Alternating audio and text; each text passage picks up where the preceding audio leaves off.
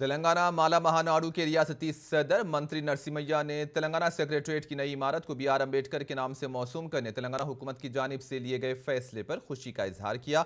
माला महानाडू की जानिब से महबूब नगर में बी.आर. अम्बेडकर के मुजस्समे को दूध से नहलाकर गुलहाए अकीदत पेश करते हुए खिराज पेश किया गया। इस मौके पर तेलंगाना के चीफ मिनिस्टर के.सी.आर. की तस्वीर को भी दूध से नहलाया गया, आतिशबाजी की गई और मिठाइयां तकसीम करते हुए जश्न मनाया गया। इन्होंने कहा कि तेलंगाना हुकूमत ने अपने इस फैसले के जरिए मुल्क के लिए एक मिसाल कायम की है।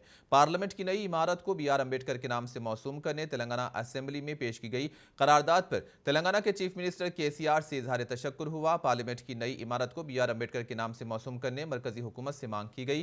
नरसिम्हा ने कहा कि बाबाए दस्तूर बी.आर. अम्बेडकर ने आर्टिकल 3 को दस्तूर में शामिल किया था, जिसकी वजह से अलहदा तेलंगाना रियासत का ख्वाब पूरा हुआ।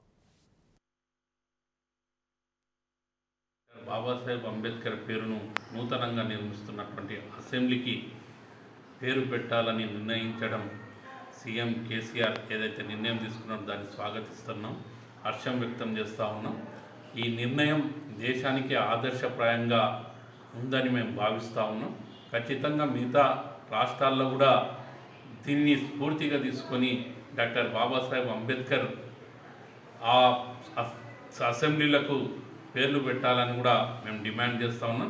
మిగతా రాజకీయ పార్టీలు కూడా ఏదైతే మొన్న అసెంబ్లీలో ఏకగ్రీవంగా తీర్మానం చేసి డాక్టర్ బాబాసాహెబ్ అంబేద్కర్ పార్లమెంటు భవనానికి పెట్టాలని తీర్మానం చేసి పంపించడం జరిగింది.